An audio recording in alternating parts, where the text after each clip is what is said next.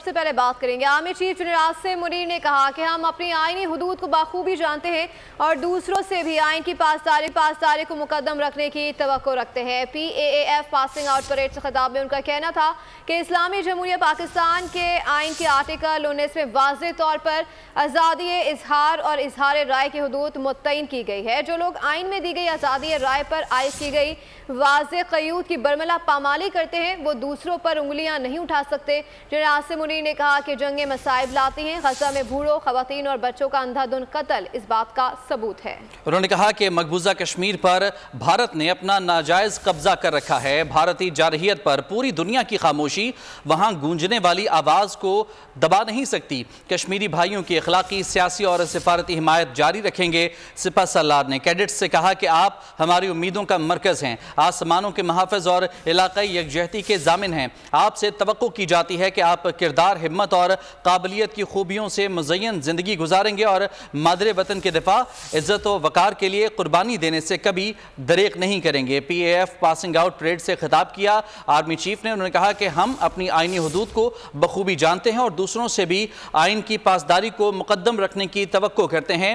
PAF passing out parade से खिताब करते हुए उन्होंने मजीद कहा कि इस्लामी जमहूरिया पाकिस्तान के आइन के आर्टिकल 19 में यह वाज़ेह तौर पर लिखा है कि आज़ादी इजहार और इजहार राय की हुदूद मुतय्यन हैं। जो लोग आइन में दी गई आज़ादी इजहार राय पर आयद की गई वाज़ेह क़यूद की बरमला पामाली करते हैं वो दूसरों पर उंगलियां हरगिज़ नहीं उठा सकते। जनरल आसिम मुनीर ने इस मौके पर मजीद कहा कि जंगें मसाइब लाती हैं। गजा में बूढ़ों, खवातीन और बच्चों का अंधाधुंध बेहिमाना कत्ल इस बात का वाज़ेह सबूत है कि दुनिया में तशद्दुद बढ़ रहा है।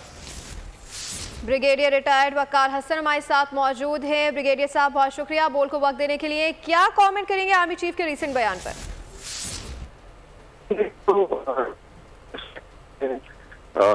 जब नए ऑफिसर पास आउट करते हैं तो उनको उनके थ्रू कम्युनिटी को पैगाम होता है, फिर दुनिया को एक मैसेज होता है, एक बड़ी ऑडियंस सुन रही होती है। तो आई थिंक 3-4 चीजें इसमें बहुत अहम है। एक तो एम्फसाइज किया गया मेनली कि पाकिस्तान की खुद मुख्तारी जो मुसल्लह फौज का रोल है उसमें PF ने पहले भी बहुत हमेशा रोल प्ले किया और इंशाल्लाह आगे भी करती रही, उसी पे एम्फसिस था। इसमें उन्होंने इनडायरेक्टली मेंशन भी किया ऑपरेशन स्विफ्ट रॉड का, जब भारत ने एफर्ट की तो फिर उसको मुंह तोड़ जवाब दिया और वो PF ने डिलीवर किया था। उसके अलावा जो आई थिंक एक और इम्पोर्टेंट चीज थी वो खित्ते में तमाम नेबरिंग कंट्रीज को है कि पाकिस्तानी मुसल्लह अफवाज जिसमें आर्मी, एयरफोर्स, नेवी, बाकी हमारी स्ट्रेटेजिक फोर्सेज हैं वो हमा वक्त तैयार है उसकी मुख्तारी और आज़ादी की हिफाजत के लिए। कश्मीर का और गाजा का स्पेशली जिक्र किया गया, जो सॉलिडारिटी है with our brothers across the line of control, इनकी आज़ादी के लिए पाकिस्तान अपना किरदार अदा करता रहेगा। और गजा पे भी उन्होंने मेंशन किया कि जब जितना जुर्म ज्यादती वहाँ पे की है इसराइल ने, ये एक रीजन भी ये है कि मिलिटरी उनके पास उस तरह की स्ट्रेंथ नहीं है जो जुल्म को रोक सके जो फिलिस्तीनी अवाम है। और उसके अलावा फिर एक ज्यादा आई थिंक इम्पोर्टेंट चीज थी जो सोशल मीडिया के हवाले से कि आज़ारे जो राय है या इजहार आज़ादी इजहार का जो भी प्रिंसिपल है उसकी कुछ ना कुछ लिमिट्स भी हैं। उसके अंदर रह के अगर आप बात करेंगे तो बिल्कुल ठीक है, लेकिन अगर आप वायलेट करते हैं और इसको एज ए कैंपेन करते हैं अगेंस्ट सिचुएशन तो उसको बर्दाश्त नहीं किया जाएगा। I think this is one of the important points of his speech. Waqar साहब, आज की इस तकरीब के दौरान खिताब में आइन की इज्जत और तकरीम पर सबसे ज़्यादा जोर दिया गया है। और अगर देखा जाए ये सोशल मीडिया का जो मामला है, जो एक नया चैलेंज जो कि एक बदमस्त हाथी बन चुका है सोशल मीडिया, आज़ादी इजहार राय का गलत इस्तेमाल किया जा रहा है, इसको भी आइन से मुतसादिम करार दिया है कि आइन की तकरीम अगर आपने करनी है तो यकीनन आर्टिकल 19 जो है उसको भी देखना होगा। जी बिल्कुल, जो इसमें आज़ादी इजहार की बात की जाती है या मीडिया का यूज है, सोशल मीडिया को नॉर्मली बहुत ज़्यादा लोग डाउन प्ले करते हैं कि प्रॉब्ली ये तो समथिंग विच इज प्राइवेट और पब्लिक स्फीयर में इसका इन्फ्लुएंस नहीं होता। हालांकि सर जो इन्फ्लुएंस का सबसे बड़ा जरिए सोशल मीडिया बना हुआ है। उसकी रीजन ये है कि इंफॉर्मेशन का दौर है, हर इंसान जो है उस पर एक्सप्रेस कर सकता है। तो आई थिंक उसमें ये हाईलाइट करने की जरूरत थी कि जो कॉन्स्टिट्यूशन में प्रोविजन दी गई है पाकिस्तान की, उसमें डेफिनेटली, और किसी भी मुल्क में हो, आप भारत चले जाएं वहाँ पे सोशल मीडिया लॉज हैं, UK में है, अमेरिका में है, तो पाकिस्तान में भी इसके बिल्कुल लॉज हैं।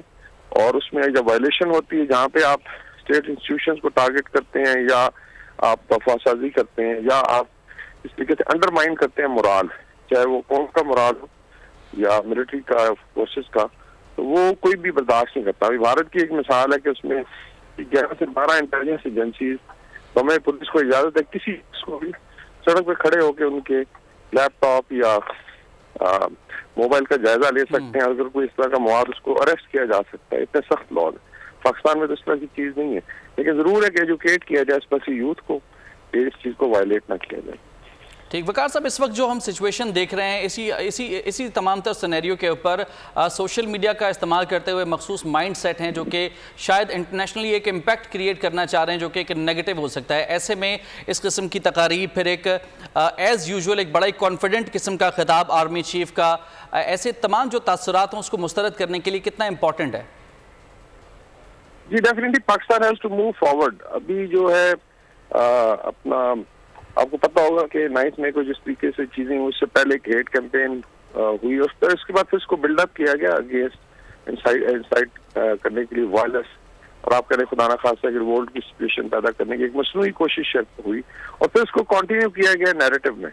अभी आई थिंक जितना ज्यादा की जा रही है एफर्ट, कौम का मोरल डाउन किया जाए, डेवलपमेंट हो रही है पाकिस्तान में, इकोनॉमिकली आगे जा रहा है, चीजें आहिस्ता आहिस्ता स्टेबलाइज हो रही है, बिकॉज इकोनॉमी जो है सब प्रायोरिटी है। तो उसमें अगर इसको अंडरमाइन करने की कोशिश करें तो मतलब नहीं करता है, तो इसलिए इसकी जरूरत थी कि इसको हाईलाइट किया जाए। ठीक है, ब्रिगेडियर रिटायर वकार हसन हमारे साथ मौजूद थे, आपका बहुत शुक्रिया। सब्सक्राइब करें और बेल दबाएं ताकि कोई खबर रह न जाए।